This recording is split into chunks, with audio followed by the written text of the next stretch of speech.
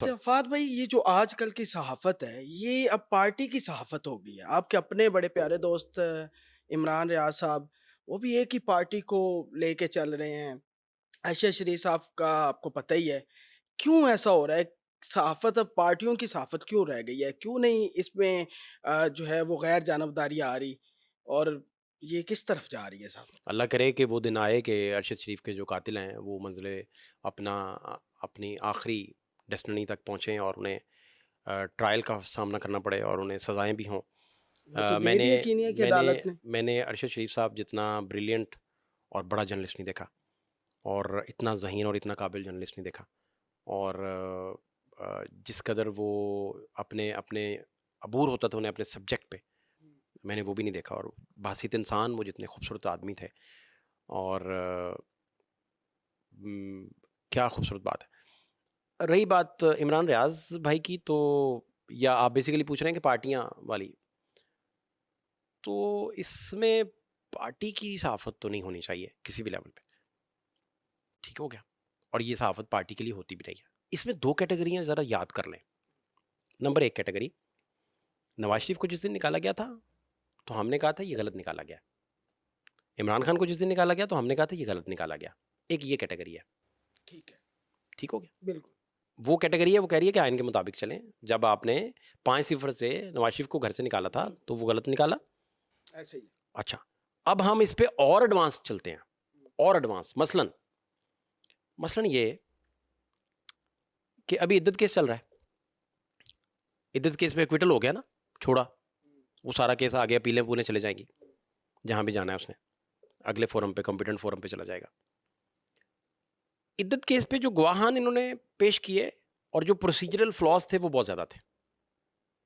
मसलन जो गवाह पेश किया, वो सेटल्ड है कि ये गवाह जो है, ये इमरान खान के साथ लागतबाज़ी है। तो ऐसी गवाही जो आपके लिए सेटल्ड प्रिंसिपल के एंटी हो, आपको पता हो कि ये गवाही जो है, ये मैनेज्ड गवाही है या बुग़ज़ में गवाही है, इसका मोटिव बुग़ज़ है। मसलन मुफ़ख्खर केस चल रहा था ना, एसएसपी वाला, वो जिस पे इल्ज़ाम था कि ततला को उसने मार दिया है। तो इस वजह से वो उम्र कैद ना हुई कि पुलिस अपना मोटिव नहीं बता सकी। बिल्कुल। पुलिस बता नहीं सकी कि मोटिव क्या था मुलजिम का। प्रोसिक्यूशन मोटिव बताने में नाकाम रही है। अच्छा, अब उन दिनों में जो ट्रायल चल रहा था शरीफ खानदान पे, अगर वो ठीक भी था, साद रफीक साहब पे केसेस अगर ठीक भी थे, आशियाना और दीगर सारे, आशियाना का तो नहीं उन पे बना था, हुँ। दीगर जो उनकी सोसाइटी को लेकर सारा बना था, वो सारे। साद रफीक साहब हों, नवाज शरीफ साहब हों, शहबाज शरीफ पे अगर मनी लॉन्ड्रिंग का केस ठीक भी था, जिस तरीके से वो ट्रीट किए गए और जिस शिद्दत से वो स्टेट ने उन्हें मनूवरिंग की, मैनिपुलेट किया और सारा कुछ किया, वो सारी चीजें नून लीग के हक में चली गई। ठीक हो गया? मरियम बीबी पे अगर केस ठीक भी था, अगर, तो वो इस भोंडे अंदाज से आगे चला और उसमें साफ पता चलता था कि स्टेट का बुग़्ज़ शामिल है। बिल्कुल। अब बुग़्ज़ शामिल होने से बेहतरीन बना हुआ केस भी तबाह हो गया। ऐसे ही है। बात समझ रहे हैं? जी, जी, समझ इसी तरह से इसी तरह से अब ये वो तीसरी कैटेगरी है जो ये कहती है कि आपने अगर किसी को प्रोसिक्यूट करना है, तो उन पर केसेस में भी प्रोफेशनलिज्म मेंटेन रखें, जिसको आप गैर जानिबदारी कहते हैं। अगर वो प्रोफेशनलिज्म आप मेंटेन नहीं रखेंगे, तो बना बनाया केस भी तबाह हो जाएगा। शहबाज शरीफ का मनी लॉन्ड्रिंग का बड़ा पक्का केस था, शहजाद अकबर साहब ने सही नहीं बनाया। अच्छा चलें, सही नहीं बनाया तो उसका क्या हुआ? शहबाज शरीफ पर जिस दिन फर्द जुर्म आयद होनी है, वो वज़ीर आज़म लग गए हैं। अच्छा, वज़ीर आज़म लगने के बाद तो वो क्या कर रहे हैं उस पे? वज़ीर आज़म लगने के बाद जिस जज से एक्विटल मिला है उन्हें, जिस जज ने छोड़ दिया है, उस जज को इन्फॉर्मेशन कमिश्नर लगा दिया 19 दिन बाद, ओहदे पे बिठा दिया। तो वो भी ठीक नहीं कर रहे। और मजे की बात है, जिन्होंने प्रोसिक्यूट करना है, राणा सनाउल्लाह वज़ीर दाखिला बन गए, तो प्रोसिक्यूशन की क्या मजाल रह गई एफआईए की कि वो राणा साहब से पूछे बगैर कुछ करे। ओके हो गया। तो यहाँ आप कह दें कि ये एफआईए जो है वो एफआईए नहीं है जो शहजाद अकबर की एफआईए थी, ठीक है ना, या ब्रिगेडियर साहब की थी, वो नहीं है, ये ननकाना साहब वाले ब्रिगेडियर जो है। तो प्रोसिक्यूशन टीम उड़ा दी, प्रोसिक्यूशन टीम को जो है जनाब वो उड़ा दिया, और नई प्रोसिक्यूशन टीम बनी। नई प्रोसिक्यूशन टीम ने हलवे की तरह केस प्रोड्यूस किया, हलवे की तरह दिखाया, और जज साहब ने हलवे की तरह उस पर फैसले दिए, और फिर वो खुद इंफॉर्मेशन कमिश्नर लग गए रिटायरमेंट के 19 दिन बाद। और प्राइम मिनिस्टर कौन है? शहबाज शरीफ। और केस वो किसका लड़ रहे हैं, किसका सुन रहे हैं? शहबाज शरीफ साहब शहबाज का। शरीफ साहब तो इस वजह से वो सारे पक्के केसेस भी अगर थे वो खराब तो उनको खराब कर दिया। ऐसे किसने खराब किया? स्टेट की जल्दी ने, और स्टेट के इसने कि यार हमने बस ये काम डाल देना है। तो इससे क्या हुआ? वो उल्टा नुकसान ये हुआ कि वो और मजबूत होके वापस इक़्तिदार में आ गए, और उनको सारी डील करने का मौका शौका मिल गया। अब अगर इमरान पे कोई पक्का केस था फर्ज करें, तो उसे जिस तरीके से प्रोसीजरल फ्लॉज रखे गए वो हाई कोर्ट से उड़ गए। साइफर केस को इस तरह प्रोसीजरल फ्लॉज रखे कि वो जो साइफर का केस करने वाला बंदा था उसने भी साइफर नहीं देखा हुआ, ठीक है ना सर।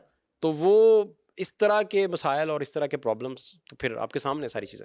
तो बात सहाफ़ियों की हो रही थी, इसमें आप ये देख लें कि शिद्दत बहुत ज़्यादा हो चुकी है किसी भी सहाफ़ी की। शिद्दत मतलब शिद्दत से जब भी कोई सहाफ़त अब कर रहा है, अगर मैं इमरान रियाज साहब की बात करूँ तो वो अब उनकी हर लफ्ज़ से लगता है कि इमरान खान झलक रहा है। एक सहाफ़ी को ये कैसे ज़ेब देते हैं? मैं इसका जवाब तो वही दे सकेंगे।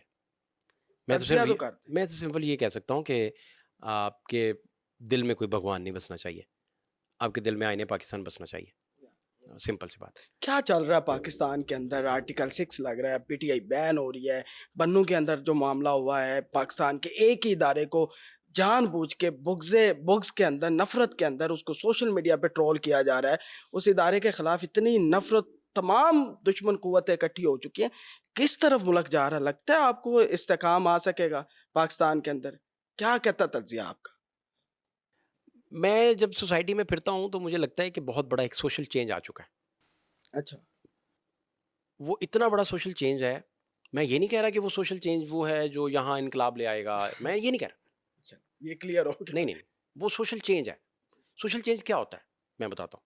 सोशल चेंज ये होता है कि आप मॉर्निंग में उठ के ब्रेड और अंडा खाने की बजाय आप मकई और साग खाना शुरू कर दें दोबारा से, और हर घर में इस तरह की तब्दीलियाँ और ख़यालात में तब्दीलियाँ, खाने-पीने में तब्दीलियाँ, लिबास में तब्दीलियाँ, और हर चीज़ को लेकर एक्सेप्टेंस थोड़ी ज़्यादा। जैसे आज से बहुत अरसा पहले पीछे चले जाएँ तो लेडीज़ को इतना भी नहीं हम वैक्यूम दे पाते थे, जितना आज कम से कम लाहौर में या इस्लामाबाद जैसे सिटीज़ में मौजूद है। मौजूद है। ठीक है, अनफॉर्चुनेट है ना? जी, बिल्कुल। लेकिन नॉर्मल हो गया। ये भी नहीं कर पाते थे, ये भी ऐसे नहीं ही कर पाते थे। बिल्कुल नहीं होता था। तो ये सोशल चेंजेस थी। फिर सोशल चेंज ये भी आई कि लोग जो हैं वो बहुत बड़े पैमाने पर वोट डालने निकले, जिसको भी वोट डाला, ये सोशल चेंज था, इससे पहले कभी ऐसा नहीं हुआ। अब गवर्नमेंट ने मिसकैलकुलेट कर लिया। गवर्नमेंट समझती रही कि काज़ी साहब जो हैं वो एक्सटेंशन लेंगे, हमारे साथ खड़े हैं और हम तरमीम लाएँगे। तरमीम का जब मैंने पता किया, असल में एक महफ़िल में एक बहुत बड़े सीनियर मेंबर हैं, पार्लियामेंटेरियन हैं, वो नवाज़ शरीफ साहब के करीबी हैं, तो वो हमें कह बैठे कि हम ना पार्लियामेंट से जवाब देंगे हर चीज़ का। मुजीबुर रहमान शामी ने उनसे पूछा था कि यार वो हमें ये समझाएँ कि ये जो सारा प्रोसेस है, जो जज जो हैं अगर इमरान खान को बचाने की कोशिश करते हैं तो इसका क्या करेंगे आप? तो उन्होंने कहा पार्लियामेंट जवाब देगी।